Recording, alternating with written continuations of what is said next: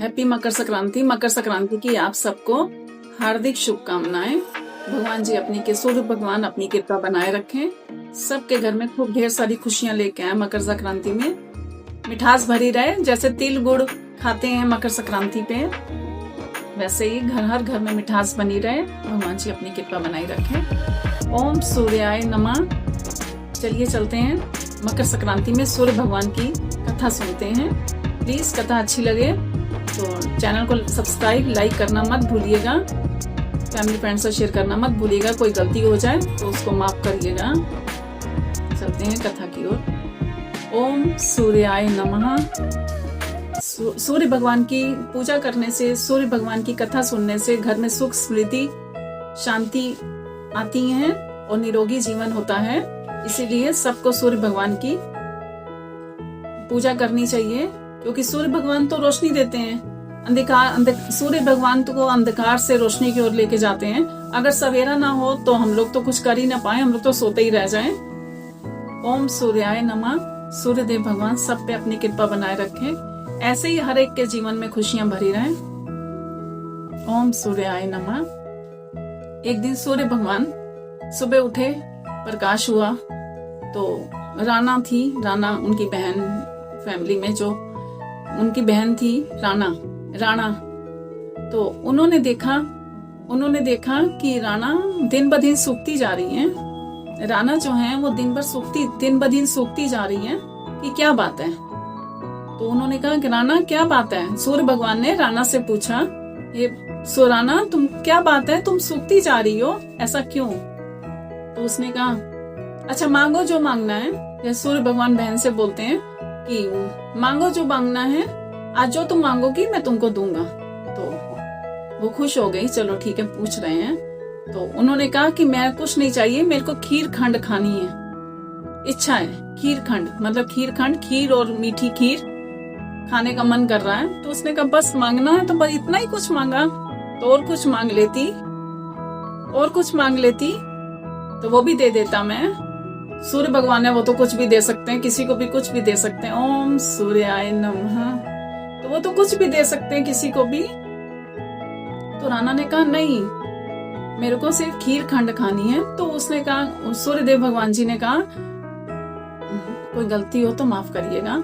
सूर्यदेव भगवान जी ने कहा तो वो तो हम लोग रोज खाते हैं, जो मैं खाता हूँ, मैं तो रोज खाता हूँ खीर खंड सॉरी, मैं तो रोज खाता हूँ खीर खंड, तो इसमें कौन सी नई बात है।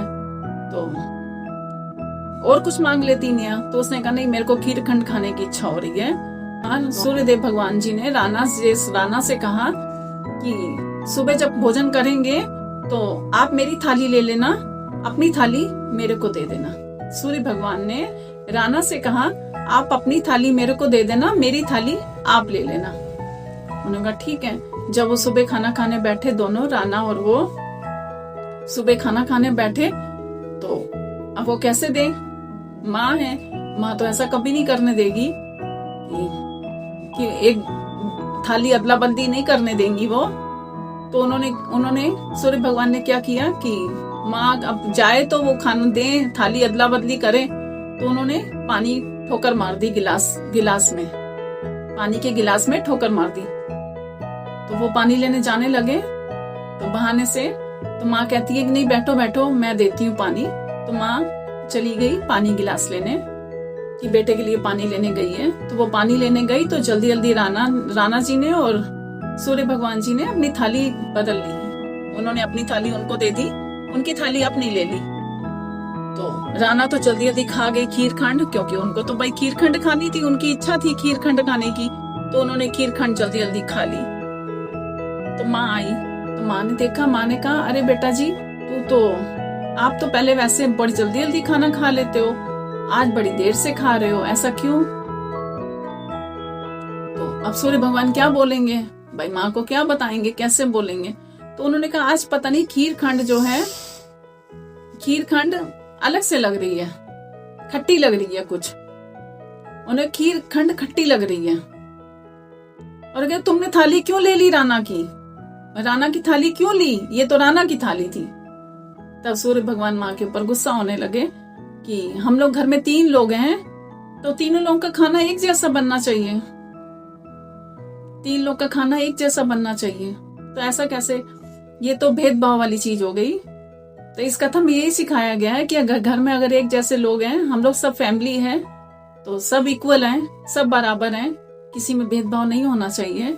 बस कथा में यही सब सिखाया है। तो इसी से हम लोग को समझ में आती है कि नहीं, मिलजुल के रहना चाहिए। मकर संक्रांति का मतलब क्या है कि मकर संक्रांति में पिछले गिले शिकवे सब मिटाए जाएं, मिल के पूजा पाठ की जाए, मिला जाए एक दूसरे से, गिले शिकवे दूर किए जाए, प्रेम भाव एक साथ में सब लोग रहें।